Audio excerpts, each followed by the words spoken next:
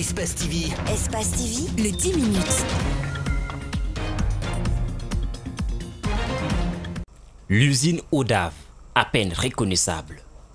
Plus rien qui marche, l'explosion a éparpillé les bouteilles de gaz à plusieurs mètres. Juste là, au milieu des bouteilles de gaz, un corps, c'est celui d'un travailleur. À cet instant, le reste de l'équipe, paniqué par l'explosion, commence à réaliser ce qui vient de se produire. J'étais dans mon département CCM, je travaillais. Mais lorsque j'ai attendu l'explosion, j'ai couru parti vers au niveau du gaz. J'ai vu le dégagement qui s'est fait et j'ai vu les blessures.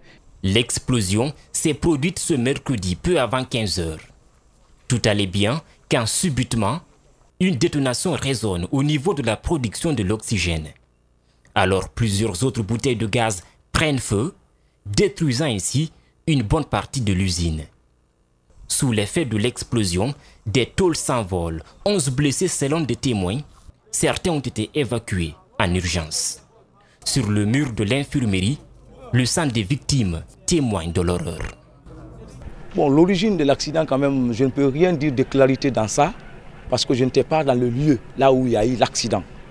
Mais plutôt, j'étais dans mon bureau, après ici, je suis parti au pointage. Maintenant, soudain, on a entendu maintenant ce bruit. On ne peut pas dire réellement l'origine. Mais selon des travailleurs, les causes de l'explosion sont bien connues et proviendraient de la négligence des responsables, mais aussi des travailleurs. En même temps, on charge les bouteilles de gaz d'oxygène.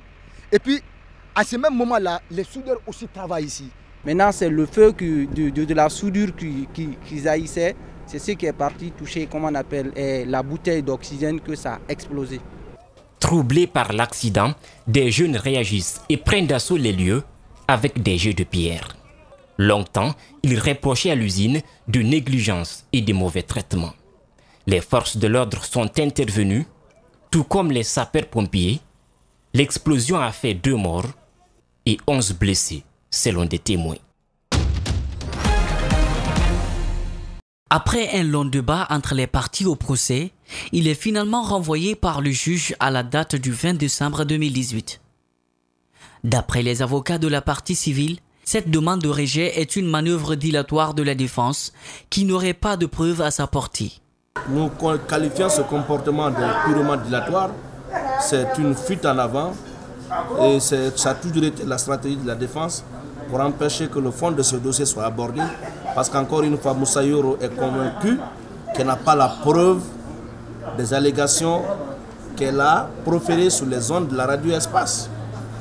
Elle n'a pas la preuve des faits qu'elle impute à mon client. Faux, rétorque la défense qui dit être respectueuse de la procédure et fournira ses preuves à temps opportun, une fois les débats de fond ouverts. Elle a mené des enquêtes sérieuses et journalistiques avec recoupement de toutes les informations sur un cas de viol dont mademoiselle Diarra Baldé aurait été victime. Elle a fait toutes les recherches dehors, même à l'intérieur de la prison civile, et également elle a fait état de ce qu'elle avait constaté. Donc elle n'a fait que manifester son opinion, elle n'a fait qu'exercer son droit de journaliste. Évidemment, l'autre partie avait un droit de réponse. La défense avait introduit un recours à la Cour constitutionnelle pour inconstitutionnalité de la poursuite, mais elle a été déboutée et renvoyée au tribunal de Dixine en correctionnel. Avec une population en majorité jeune, la commune de Ratoma est habitée par différentes communautés vivant ensemble. C'est dans le souci de bâtir une paix durable et une parfaite cohésion sociale que les jeunes ambassadeurs de la paix ont décidé de s'investir dans la sensibilisation des populations de Ratoma à travers diverses activités sportives et culturelles. Nous suggérons qu'en plus des activités de renforcement de capacités, comme la formation, que le volet micro-entreprise y soit ajouté, ceci permettra sans doute d'occuper une frange importante de jeunes non occupés. Nous saisissons cette opportunité pour faire un plaidoyer auprès de nos partenaires ici présents d'appuyer financièrement et matériellement notre commune dans les domaines de la sécurité des citoyens, la promotion de la paix et la mise en œuvre de notre plan de développement local.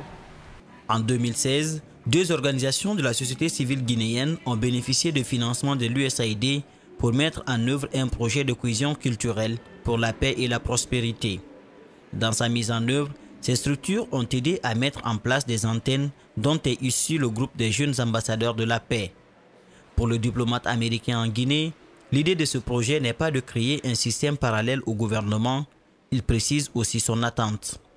Bien, c'est un investissement dans le capital humain. Alors, parce qu'on a donné les informations, les stratégies d'être engagé dans une population, d'être engagé avec tout le monde, mais aussi de parler avec les autorités, de parler avec les services de sécurité, puisqu'il peut communiquer les problèmes et qu'il peut être aussi pour calmer la situation, de voir comment il peut changer pour un avenir que toute la jeunesse veut voir dans le futur de votre pays. En plus de la commune de Ratouma, ce projet est réalisé dans les communes de Matam et Matoto, jusque dans certaines préfectures de la Haute-Guinée.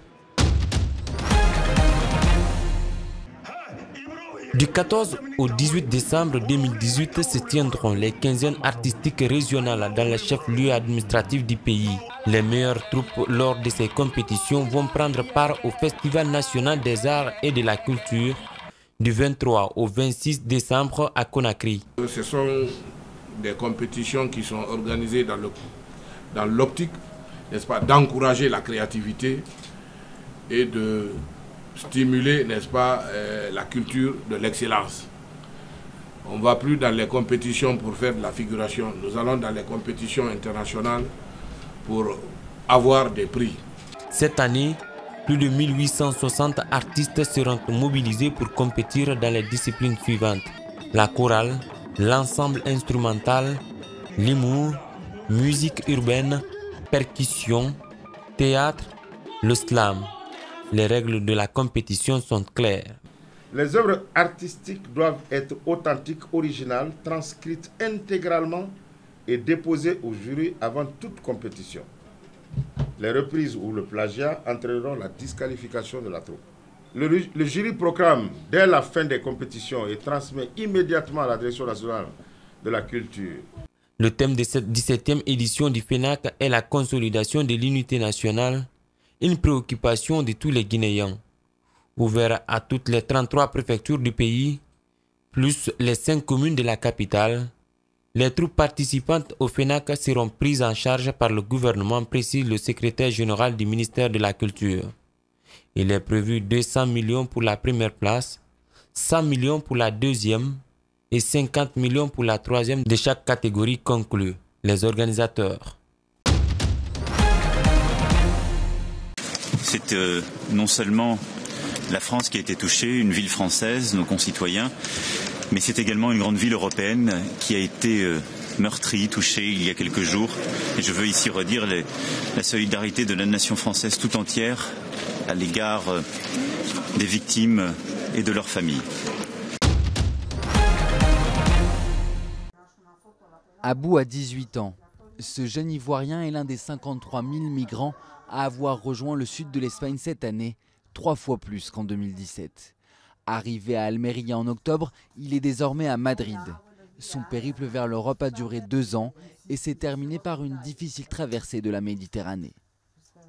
Il y a les femmes qui pleuraient, tout ça là. Même il y a les hommes même qui pleuraient. Mais moi, en tout cas, moi, ils ne pleuraient pas, mais mon cœur n'était pas tranquille. Vraiment, j'ai cru que moi, la vie, c'était fini vraiment. Abou a été secouru en mer. Il espère maintenant trouver un emploi et obtenir des papiers en Espagne. Mais beaucoup n'ont pas cette chance. Sur la plage de Barbate, cet hôtel a été érigé en hommage aux 23 jeunes Marocains qui sont morts en tentant de rejoindre l'Espagne en novembre. Ils font partie d'une longue liste, près de 700 victimes décédées en Méditerranée cette année, un chiffre qui a triplé en un an. Quand nous avons retrouvé presque tous ou tous les corps du bateau dans lequel ils voyageaient, nous avons appris qu'un nouveau corps de femme avait refait surface, une femme d'Afrique subsaharienne. La plus courte traversée entre l'Afrique et l'Espagne n'est que de 14 km. Elle est donc forcément devenue la plus attractive pour aller en Europe. Mais ces 14 km restent très périlleux pour les embarcations de fortune que les mafias vendent aux migrants. Et les autorités craignent que l'hiver ne dissuade pas beaucoup de candidats. Avec des conditions météo qui ne sont pas bonnes, une mer changeante, des courants forts, des brouillards qui peuvent surprendre, c'est une traversée extrêmement dangereuse.